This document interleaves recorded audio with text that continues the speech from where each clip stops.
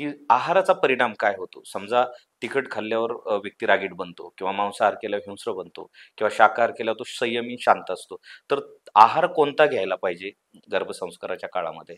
कसं आहे, पहिली गोष्ट तर म्हणजे चांगला प्रश्न विचारलात. आहार खूप महत्त्वाचा आहे. आहाराच्या माध्यमातनं जे काही न्यूट्रिएंट्स बॉडीमध्ये मिळतात, त्या न्यूट्रिएंटच्या बेसिसवरती आईची आणि बाळाची पोषकता हं, निर्माण व्हायला मदत होते. आता त्या स्त्रीच्या शरीरामध्ये शरीर निर्माण होतंय. ते हं. शरीर कसं बनतंय? तर सेल्सच्या माध्यमातनं फॉर्म होतंय. बरोबर. हे शरीर बनत असताना जे काही न्यूट्रिएंट्स त्या आईला मिळणार आहेत, तसंच त्या बाळाला सुद्धा मिळणार आहेत आणि बाळ पोषक बनायला मदत होणार आहे किंवा शारीरिकदृष्ट्या बाळाची डेव्हलपमेंट खूप चांगली होणार आहे. आणि म्हणून आहाराचं महत्त्व आहे. सात्विक आहार हा सांगितला जातो. सात्विक आहार कशासाठी सांगितला जातो?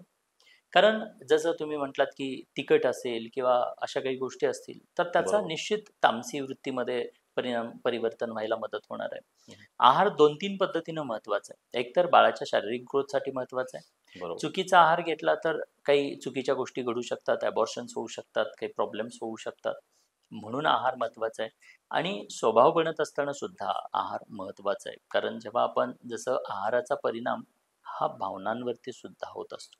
जेव्हा तुम्ही एखादा आहार घेता, तिखट घेता, तर त्यावेळेला तुम्ही थोडंसं तुमच्या ओव्हरऑल बॉडीमध्ये चेंजेस झालेले आपल्याला बघायला मिळतात.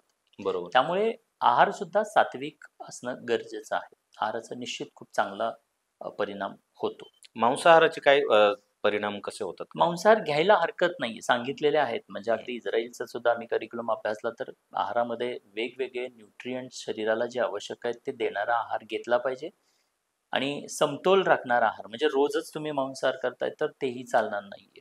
हं. तर त्याचा समतोल तुमच्या बॉडीला जी रिक्वायरमेंट आहे ते पूर्ण करतील असा संतुलित आहार घेणं गरजेचं आहे. नॉनव्हेज सुद्धा घ्यायला हरकत नाही, पण त्याच्यामध्ये मला वाटतं की आज गर्भवती महिला जसं गायनेकॉलॉजिस्टना कन्सल्ट करतात तसंच बरोबर.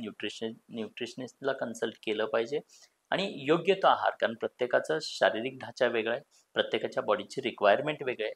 त्यामुळे डॉक्टरांच्या सल्ल्याने योग्य तो आहार निश्चित घ्यायला हवा.